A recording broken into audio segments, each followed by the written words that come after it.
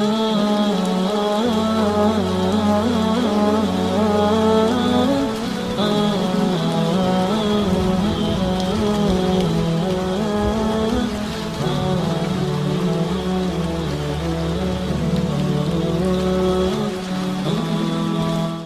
باللہ من الشیطان الرجیم بسم اللہ الرحمن الرحیم الحمد للہ رب العالمین الحمد للہ الاول بلا اول کان قبلہ والآخر بلا آخر یکن بعدہ الذي قصرت عن رؤيته ابصار الناظرین وعجزت عن نعته اوهام الواصفین ثم الصلاة والسلام على اشرف الانبیاء والمرسلین وخاتم النبیین سیدنا ونبینا ومولانا بالقاسم محمد صلی اللہ علیہ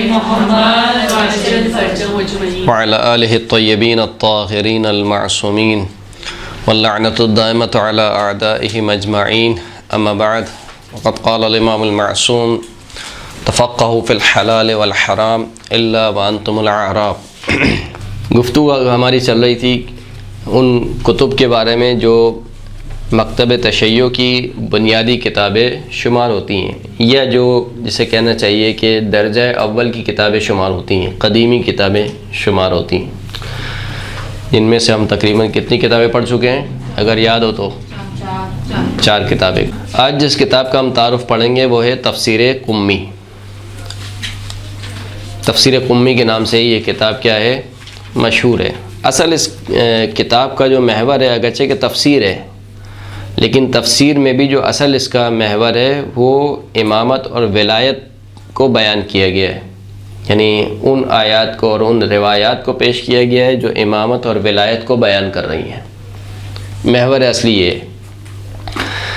اس کتاب کے لکھنے والے علی ابن ابراہیم قمی، علی ابن ابراہیم قمی، قمی یعنی قم کے رہنے والے۔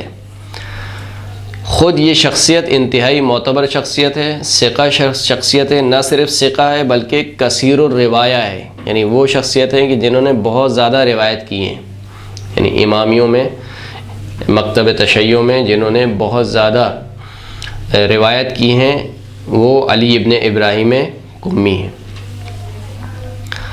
قم کی برجستہ اور برگزیدہ شخصیات میں سے ان کا نام آتا ہے۔ ان کے جو استاد ہیں ایک تو خود ان کے والد ہیں کہ جن کا نام ابراہیم بن ہاشم ہے، ابراہیم بن ہاشم، ان خود کا نام علی بن ابراہیم اور ان کے والد ابراہیم بن ہاشم۔ ابراہیم بن ہاشم جو ہے وہ ان کے اساتذہ میں سے ہیں، اور علی ابن ابراہیم نے جو اپنے والد سے روایت کی ہیں یعنی ابراہیم بن ہاشم سے، کتب اربعہ میں ان کی تعداد تقریباً 7083 ہے۔ 7083 روایت علی ابن ابراہیم نے اپنے والد یعنی ابراہیم سے، ابراہیم بن ہاشم سے روایت کی ہیں۔ اس کے علاوہ جو ان کے استاد ہیں گے مثلا محمد بن عیسیٰ، ہارون بن مسلم، یہ بھی ان کے اساتذہ میں سے ہیں۔ ہارون بن مسلم 7083 7083۔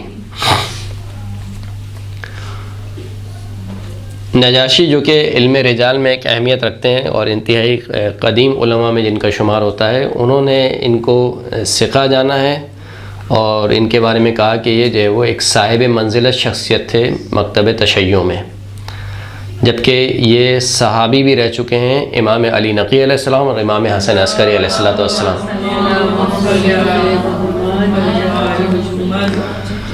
اگرچہ کہ کچھ شواہد کی بنیاد پر نجاشی نے یہ ادعا کیا ہے کہ گویا یہ تمایل رکھتے تھے، میل رکھتے تھے نظریہ جبر اور تشبیہ کی طرف۔ نظریہ جبر اور تشبیہ، جبر کا نظریہ کیا ہے؟ جو کرتا ہے اللہ کرتا ہے، انسان مجبور ہے، انسان خود کچھ نہیں کر سکتا، یہ نظریہ جبر ہے۔ تشبیہ کا نظریہ کیا ہے؟ تشبیہ کا نظریہ خداوند کریم کی جو صفات ہیں جو اس نے بیان کی ہیں، مثال کے طور پر اس نے کہا کہ وہ سمیع ہے، وہ علیم ہے مثال کے طور پر، تو ہم جس طریقے سے سننے والے ہیں ایسے ہی خدا سننے والا ہے۔ ہم جس طریقے سے دیکھنے والے ہیں ایسے ہی خدا بھی بصیر ہے. کچھ لوگ ہیں کہ کہتے ہیں کہ ہاں ایسی ہی ہے، ان کو ہم کہتے ہیں تشبیہ کے قائل ہیں. صفات خدا میں کس کے قائل ہیں؟ تشبیہ کے قائل ہیں. جیسے کہ ان میں سر فہرست ابن تیمیہ کا نام آتا ہے. ابن تیمیہ یہ کہتا ہے کہ آپ جو خداوند کریم نے صفات بیان کی ہیں اپنی، آپ اس میں کوئی تعویل نہیں کر سکتے ہیں. اس نے کہا کہ ید اللہ فوق ایدیہم. اب ید اللہ کا لفظ آ گیا، اس کا مطلب ہے کہ اللہ کا ہاتھ ہے، اللہ کا ہاتھ ہے. ہاں، لیکن اب ہاتھ کیسا ہے یہ ہمیں نہیں معلوم، کیونکہ اللہ نے کہا کہ اس کا وجہ ہے. جیسے کہ سورہ رحمان میں یہ والی آیت، کل شیء فان فیبقی وجہ ربک ذو الجلال والاکرام. ہر شے فنا ہو جائے گی لیکن باقی رہے گا تیرے رب کا چہرہ. کہا کیونکہ وجہ کا لفظ آ گیا، اب اس کا مطلب ہے کہ خدا کا چہرہ تو ہے، نعوذ باللہ. لیکن اب آیا وہ چہرہ ہماری طرح ہے، جیسے ہماری دو آنکھیں، ایک ناک ہے، ایک منہ ہے، ایسا ہی ہے یا الگ ہے؟ تو بہرحال یہ ایک الگ بحث ہے. نجاشی نے بہرحال ان کے بارے میں ادعا کیا کہ شاید یہ اس نظریے کے قائل ہیں، نظریہ جبر اور نظریہ تشبیہ کے. جبکہ ان کے جو ہے وہ دیگر جو ان کے اساتذہ ہیں ان میں نام لیا جاتا ہے صالح بن سندی کا، جو کہ خود صالح بن سندی جو ہے وہ یونس ابن عبد الرحمن کے شاگردوں میں سے ہیں. یونس ابن عبد الرحمن جو ائمہ اطہار کے خاص صحابیوں میں سے ہیں، 5ویں امام اور 6ٹھے امام کے غالباً یا شاید 7ویں امام کے خاص اصحاب میں سے ہیں، جو کہ اصحاب اجماع میں سے ہیں. اصحاب اجماع کا لفظ بار بار آ رہا ہے، میں چاہتا ہوں کہ اس کی کچھ توضیح دے دوں آپ کو. اصحاب اجماع کچھ اصحاب کے بارے میں علماء امامیہ کے درمیان اجماع ہے. کیا اجماع ہے؟ کہ ان سے جو روایت ملے وہ صحیح ہے. کچھ اصحاب کے بارے میں، مثال کے طور پر زرارہ ہے، مثال کے طور پر زرارہ ابن اعین، مثال کے طور پر یہ عبد الرحمن ابن یونس ابن عبد الرحمن مثال کے طور پر، اسی طریقے سے ابن ابی عمیر مثال کے طور پر. یہ کچھ نام آئیں گے، سارے اصحاب کو جمع کیا جائے تو غالباً شاید 11 نام بنتے ہیں. 11 نام کے بارے میں کہتے ہیں کہ اجماع کیا گیا ہے کہ بھائی جو بھی ان سے روایت آئے گی وہ کیا ہوگی؟ صحیح ہوگی. اس کو کہتے ہیں اصحاب اجماع، یعنی اصحاب اجماع میں ان کا شمار ہوتا ہے. اچھا، اصحاب اجماع میں شمار ہونے کے مطلب یہ ہے کہ ان کی وثاقت بہت زیادہ ہائی قسم کی ہے. یعنی ایک عام ثقہ راوی ہوتا ہے اور ایک وہ ہے جو انتہائی ثقہ راوی ہوتا ہے. تو جو اصحاب اجماع ہیں جن کے اوپر علماء نے اجماع کیا ہے، وہ راوی ہیں کہ جن کی جو وثاقت ہے وہ اعلیٰ درجے کی ہے، بہت زیادہ، یعنی وہ عام درجے کے ثقہ نہیں ہیں، ان کی وثاقت بہت زیادہ ہے. تو یونس عبد الرحمن اصحاب اجماع میں سے ہیں. خود یونس بن عبد الرحمن ہشام بن حکم کے شاگرد تھے. ہشام بن حکم جو ہے وہ 7ویں امام کے اصحابی ہیں. اس سے پتہ چلتا ہے کہ یونس بن عبد الرحمن بھی جو ہے وہ 7ویں امام کے اصحاب میں سے ان کا شمار ہوتا ہے.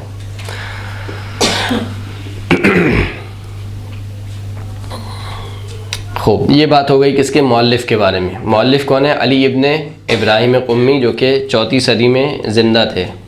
4 صدی میں کیا تھے؟ زندہ تھے. تقریباً اسی میں ان کی شاید کتاب لکھی گئی ہے.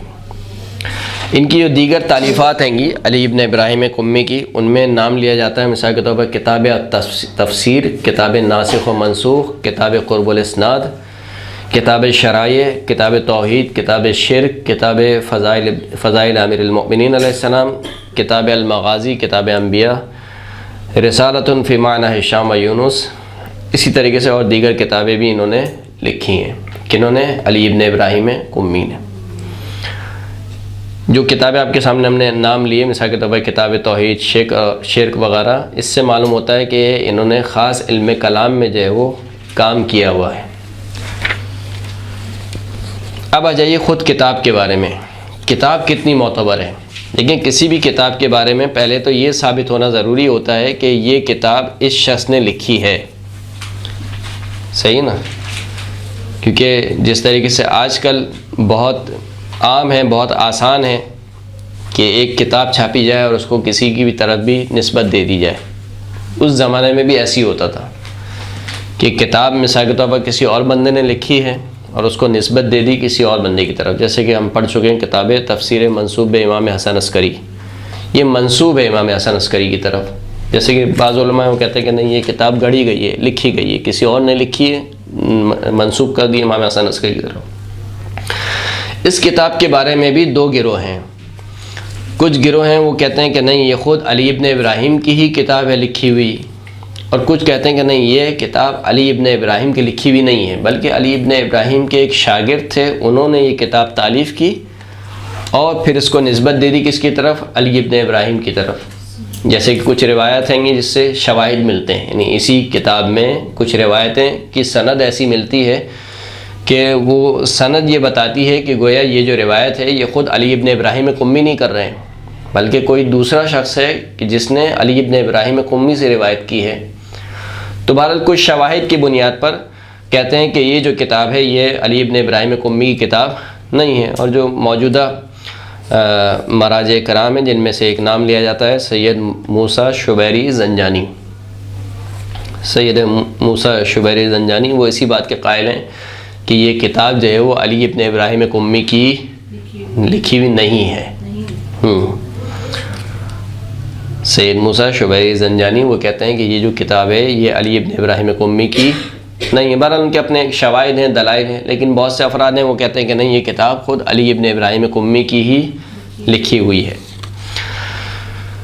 جو اس کتاب کا محتویٰ یعنی مضامین ہیں کہ کس پر گفتگو کی گئی ہے، تو جو پہلی جو گفتگو ہوئی ہے یعنی اس مقدمے میں قرآن مجید کی آیات کی تقسیم کی گئی ہے اور کہا گیا ہے کہ قرآن مجید کی جو آیات ہیں وہ 50 قسموں کی ہیں. مثال کے طور پر کہا کہ ناسخ، منسوخ، محکم، متشابہ، خاص، عام، اس طریقے سے مثال کے طور پر منقطع، معطوف، یعنی ان تقسیم کو بیان کیا گیا ہے. یا مثال کے طور پر ظاہر اور منصوص یعنی نص اور ظاہر، اس طریقے سے تقسیم کو بیان کیا گیا ہے. تو کہا کہ تقریباً قرآن مجید کی آیت 50 قسموں پر ہے. پھر جو اس کتاب کے لکھنے والے ہیں انہوں نے کہا کہ قرآن مجید جو ہے وہ تحریف سے پاک ہے، چاہے وہ تحریف اضافے کی جانب ہو یعنی کسی نے کچھ اضافہ کر دیا ہو وہ بھی نہیں ہے قرآن مجید میں، یا کسی نے آیتیں کم کر دی ہوں اس کے بھی کیا ہیں؟ منکر ہیں. یعنی قرآن مجید یہ بالکل وہی قرآن مجید ہے جو رسول اللہ پر نازل ہوا، اسی طریقے سے ہم تک پہنچا ہے، تحریف کے منکر ہیں. اسی طریقے سے اس کتاب کے مقدمے میں تعویل کے بارے میں گفتگو کی گئی ہے اور تعویل کی 4 قسمیں بیان کی گئی ہیں. تعویل کسے کہتے ہیں؟ دیکھیں ایک آیت ہوتی ہے، اس کی ایک تفسیر ہوتی ہے کہ کتاب یہ آیت مثال کے طور پر کن لوگوں کے بارے میں نازل ہوئی، کس زمانے میں نازل ہوئی اور اس کا شان نزول وغیرہ کیا تھا، یہ تفسیر ہے. ایک ہوتی ہے کہ تعویل کیا ہے. تعویل یعنی بعد کے آنے والے زمانوں میں اس آیت کے مصادیق پیدا ہوتے رہتے ہیں. مثال کے طور پر جیسے آپ کہتے ہیں کہ وَسَأَلَ سَائِلٌ بِعَذَابٍ واقع، ایک سائل نے سوال کیا ایک ایسے عذاب کے بارے میں کہ وہ عذاب اس پر واقع ہو جائے. یہ ایک آیت ہے. ہم کیا کہتے ہیں کہ یہ آیت کس کے بارے میں؟ حارث کے بارے میں. صحیح، غدیر میں جس نے سوال کیا. اب ظاہر سی بات ہے یہ آیت اس وقت تو نازل نہیں ہوئی تھی، یہ آیت تو پہلے نازل ہو چکی ہے، لیکن یہ تعویل کر رہی ہے. یعنی یہ آیت پہلے نازل ہوئی ہے، گویا اس کا ایک مصداق بعد کے آنے والے زمانے میں آ رہا ہے. اس کو کہتے ہیں تعویل. تعویل یعنی لوٹنا، پلٹنا. تو کہتے ہیں کہ 4 قسم کی تعویل ہیں. پہلی قسم کیا ہے کہ کچھ آیتیں وہ ہیں کہ جن کی تعویل خود ان کی تنزیل میں موجود ہے، یعنی جس وقت آیت نازل ہو رہی ہے اسی وقت ہی اس کی تعویل بھی موجود ہے، خود تنزیل کے اندر تعویل موجود ہے. یہ ایک قسم. دوسری قسم کیا ہے کہ تعویل کی جو اس کی تنزیل کے ساتھ ہے، تنزیل کے اندر نہیں ہے بلکہ تنزیل کے ساتھ ساتھ ہے، جڑی ہوئی ہے. تیسری یہ ہے کہ تعویل پہلے ہے، تنزیل بعد میں، یعنی ایک واقعہ پہلے ہوا ہے پھر اس کے بعد تنزیل ہوئی ہے یعنی آیت نازل ہوئی ہے. چوتھی یہ ہے کہ پہلے تنزیل ہے بعد میں تعویل ہے، یعنی پہلے آیت نازل ہوئی ہے پھر اس کے بعد کوئی مصداق پیدا ہوا ہے اس کا. پھر خود اس تفسیر میں علی ابن ابراہیم قمی نے جو ہے وہ کہا کہ قرآن مجید کی کچھ آیات ہیں جو کہ کفار ہیں، جو کہ مسلمان نہیں ہیں، ان کی مذمت میں ہے، جیسے کہ بت پرست ہیں، زندیق افراد ہیں، دہریے ہیں مثال کے طور پر جو زمانے کو اپنا خدا مانتے ہیں، یا جو اصلاً کسی کو خدا مانتے ہی نہیں ہیں، ان کے بارے میں کچھ آیت ہیں جو کہ خود اسلامی فرقوں کے رد میں ہیں، مثال کے طور پر معتزلہ ہیں، قدریہ ہیں، جبریہ ہیں. اور خود اگر عقائد کے اعتبار سے دیکھی جائے تو علی ابن ابراہیم کہتے ہیں کہ کچھ آیتیں وہ ہیں کہ جو قضاء و قدر کے بارے میں ہیں، کچھ آیتیں وہ ہیں جو کہ مشیت الہی کے بارے میں ہیں، کچھ آیتیں وہ ہیں جو کہ الامر بین الامرین. الامر بین الامرین سے کیا مراد ہے؟ یعنی نہ جبر نہ تفویض. دو گروہ ہیں مسلمانوں کے. عدل الہی کے بارے میں کتنے گروہ ہیں؟ دو گروہ. ہم نے ابھی گفتگو میں عرض کیا تھا آپ کی خدمت میں، ایک ہے افراد اور ایک ہے تفرید. افراد والے وہ ہیں کہ بالکل مجبور، انسان کچھ نہیں کر سکتا ہے، جو کرتا ہے وہ خدا کرتا ہے. دوسری طرف سے تفرید والے ہیں، وہ کہتے ہیں کہ نہیں، خدا کا کوئی تعلق ہی نہیں ہے، ید اللہ مغلولہ ہے. اللہ نے ایک مرتبہ انسان کو خلق کر دیا، اب جو کرتا ہے وہ کون کرتا ہے؟ بندہ خود کرتا ہے. جبکہ مذہب حق کیا ہے؟ الامر بین الامرین. نہ انسان مکمل طور پر مجبور ہے، نہ مکمل طور پر آزاد و مختار، ایسا نہیں ہے، بلکہ انسان اپنے ارادے اور اختیار سے کرتا ہے، مگر اللہ کی دی ہوئی قدرت سے کرتا ہے. یعنی ممکن نہیں ہے کہ اگر خدا کی قدرت نہ ہو، مثال کے طور پر خدا نے جو مجھے طاقت دی ہے، خدا نے مجھے بولنے کی طاقت دی ہے، تو میں غیبت کر رہا ہوں نا کسی کی. مثال کے طور پر خدا نے مجھے حرکات و سکنات کی طاقت دی ہے، میرے جسم میں طاقت دی ہے، تو میں گناہ انجام دے رہا ہوں. لیکن گناہ، اس کا یہ مطلب نہیں کہ گناہ خدا انجام دے رہا ہے، گناہ میں اپنے ارادے سے انجام دے رہا ہوں. یعنی خدا نے مجھے طاقت دی ہے کہ میں گفتگو کروں، اب میرے اوپر ہے کہ میں اس زبان سے کسی پر تہمت لگاؤں، جھوٹ بولوں، غیبت کروں، یا اسی زبان سے قرآن مجید کی تلاوت کروں، احادیث پڑھوں، کسی مومن کی تعریف کروں، یہ میرے اوپر ہے. درست ہے. تو اسے کہتے ہیں کہ الامر بین الامرین. نہ انسان مجبور ہے، نہ مکمل خود مختار، بلکہ درمیان کی چیز ہے. پھر کہا کہ کچھ آیت ہیں جو کہ رسول اللہ کی معراج کے بارے میں ہیں، کچھ ہیں کہ جو کہ عالم ذر میں جو میثاق لیا گیا اس کے بارے میں ہیں، کچھ رجت کو ثابت کرتی ہیں، کچھ وہ نفی کرتی ہیں خداوند کریم کی توصیف کی کہ اس کی وصف بیان نہیں کی جا سکتی ہے. وہ کیا ہے کوئی بیان نہیں کر سکتا ہے مگر یہ کہ خود خداوند کریم بیان کرے. یہ تو ہو گئی اس کی وہ باتیں کہ جو اسے کہنا چاہیے پازیٹیو باتیں ہیں. کچھ روایات اس میں ایسی ہیں جو صراحتاً عقائد کے خلاف ہیں. یہ جسے کہنا چاہیے کہ کچھ روایتیں جو کہ یعنی جن کے خود متن سے معلوم ہو رہا ہے کہ یہ ضعیف روایتیں ہیں، مجعول روایتیں، ان کو جعل کیا گیا ہے. مثال کے طور پر کیا گیا کہ اس میں ایک روایت نقل کی گئی، اس میں بیان کیا گیا کہ حضرت داؤد علیہ السلام جو ہے وہ ان کو ایک خوبصورت لڑکی سے عشق ہو گیا، اور وہ جو لڑکی تھی مثال کے طور پر وہ جو حضرت داؤد علیہ السلام کے جو سپاہی تھے، جو سپہ سالار تھے، ان کی بیٹی تھی. تو یہ مثال کے طور پر عاشقی اور معاشقی کا قصہ جو اس میں بیان کیا گیا، جو کہ صراحتاً عصمت انبیاء کے برخلاف ہے. ہم انبیاء کی عصمت کے قائل ہیں، عصمت انبیاء کے برخلاف ہے. اسی طریقے سے مثال کے طور پر کہا کہ جو وہ آدم اور حوا نے نعوذ باللہ شرک کیا، آدم اور حوا نے شرک کے مرتکب ہوئے. اور اسی طریقے سے مثال کے طور پر جناب یوسف کے بارے میں کہا کہ وہ پہلے جو ہے وہ ان پر حضرت زلیخا کے پیچھے جانے لگے اور وہ چاہتے تھے کہ کام انجام دیں، لیکن جب زلیخا نے بت پر سے وہ پردہ ہٹایا یا پردہ ڈالا تو پھر جو ہے وہ جناب یوسف نعوذ باللہ متوجہ ہو گئے. تو یہ تمام ایسی جتنی بھی روایتیں آئیں گی بہرحال یہ خود عصمت انبیاء کے برخلاف ہیں، خود قرآن مجید کے برخلاف ہیں، لیکن بہرحال یہ روایت موجود ہیں. ضمناً میں آپ کی خدمت میں ایک بات عرض کر دوں کہ آپ یہ نہ سمجھیں کہ یہ روایت فقط اسی کتاب میں موجود ہیں. کئی ایسی کتابیں ہیں کہ جن میں ایسی چیزیں موجود ہیں جن کو ہم کہتے ہیں اسرائیلیات. اسرائیلیات وہ روایت ہیں گی جو یہودیوں نے اسلامی متون میں داخل کی ہیں جان بوجھ کر، جو یہودیوں کی روایتیں، اور انہوں نے جان بوجھ کر اسلامی معاشرے میں اس کو روایت دی ہے، اس کو اسرائیلیات کہتے ہیں. تو یہ روایت یہ فقط ہمارے یہاں نہیں ہے، ان کے یہاں بھی، یعنی اہل سنت کے یہاں بھی ایسی بے شمار روایت جو ہے وہ موجود ہیں. یہ مثال کے طور پر کشتی ہوئی خدا کی اور کس کی؟ حضرت یعقوب کی نعوذ باللہ شاید، اور پھر وہ غالب آ گیا یا خدا غالب آ گیا، کیا ہوا بہرحال. تو ایسی بہت ساری روایتیں آئیں گی جو کلن اگر دیکھا جائے تو مصادر اسلامی میں، چاہے وہ شیعہ ہوں چاہے وہ سنی ہوں، موجود ہیں. اس کا یہ مطلب نہیں ہے کہ ایک ان روایت کی وجہ سے ایک کتاب ہی بیکار ہو گئی، کیونکہ وہ کتاب جو کہ مصون ہے، جو خطا سے محفوظ ہے، وہ کون سی کتاب ہے؟ فقط قرآن مجید ہے. اس کے علاوہ کوئی کتاب خطا سے محفوظ نہیں ہے. ہر کتاب میں چاہے آپ کوئی سی بھی کتاب اٹھا لیں، حتیٰ صحیح بخاری ہی کیوں نہ اٹھا لیں، کہ جو مسلمانوں کے نزدیک یعنی اسے کہنے چاہیے کہ اس سے اوپر کی کوئی کتاب نہیں ہے. جو قرآن کے بعد اگر وہ کتاب سمجھتے ہیں تو وہ صحیح بخاری سمجھتے ہیں. خود اس میں بھی ایسی روایت موجود ہے. تو یہ بات میں عرض کر رہا تھا خود تفسیر قمی کے بارے میں، کہ کوئی شخص یہ نہ سمجھے کہ ہم اگر کہہ رہے ہیں کہ اس میں ضعیف روایت موجود ہیں تو وہ ہر کتاب میں تقریباً ضعیف روایت موجود ہیں. اس بنا پر کوئی کسی کتاب کو کاملاً رد کر دینا یہ درست نہیں ہے. وآخر الدعوانا الحمدللہ رب العالمین.